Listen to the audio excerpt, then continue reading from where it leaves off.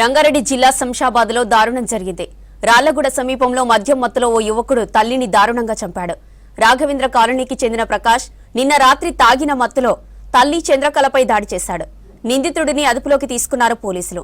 కేసుకు సంబంధించిన వివరాలు మీడియాకు వెల్లడించారు. ఆ టైంలో మా పెట్రోమొబైల్ స్టాఫ్ కు ఒక అతను వాళ్ళ మదర్ ను కొట్టి కింద పడేసి ఆమె ఇంజురీస్ తోటి ఉందని మాకు కాల్ రావడంతో ఇమీడియట్ గా మా వాళ్ళు వెళ్ళి అక్కడ నుంచి షిఫ్ట్ చేయడం జరిగింది.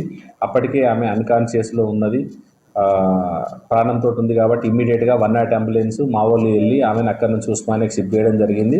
షిఫ్ట్ చేసిన తర్వాత 11 o'clock ఆమె అక్కడనే చనిపోవడం జరిగింది. ఇమ్మీడియట్గా ఇన్ఫర్మేషన్ వచ్చింది, ఏం జరిగిందని వెరిఫై చేస్తే చనిపోయిన ఆమె పేరు చంద్రకళ, 55 years ఉంటుంది. ఆమె ఇక్కడ రాళ్లగూడ రాఘవేంద్ర కాలనీలో ఉంటుంది. ఆమెకి 2 కొడుకులు, భర్త చనిపోయిండు, 2 కొడుకులు. పెద్ద కొడుకు ఏమో కింద ఉంటాడు, భార్య 2 పిల్లలతోటి కింద ఉంటాడు ప్రకాష్ అని. ఇంకో చిన్న కొడుకు పైన ఉంటాడు, తల్లి చిన్న కొడుకుతోటి కలిసి ఉంటారు. అదే టైంలో నిన్న వాళ్ళ భార్య లేదు, ఎవరు లేరు. ఇతనికి రెగ్యులర్గా కూడా పెద్ద కొడుకు ప్రకాష్ 35 years ఉంటాడు. అతను ఏం పని చేయడు, ఖాళీగా తిరుగుతాడు.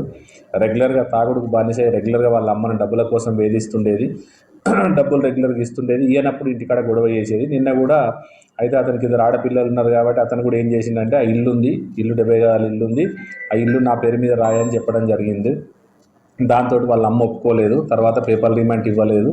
దానికి నిన్న సాయంత్రం వైన్స్ దగ్గరికి వెళ్ళి మందు దాగి కళ్ళు దాగి వచ్చిండు. అదే కోపంలో ఆమె పేపర్ రిమాండ్ అడిగితే ఆమె ఇవ్వకపోతే ఆమెను అక్కడ పక్కన చెక్క కర్ర ఉంటే ఆమెతో కొట్టడం జరిగింది.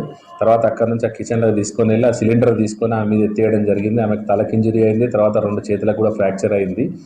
దాంతో ఆమె హెవీ బ్లీడింగ్ అయి చనిపోయింది.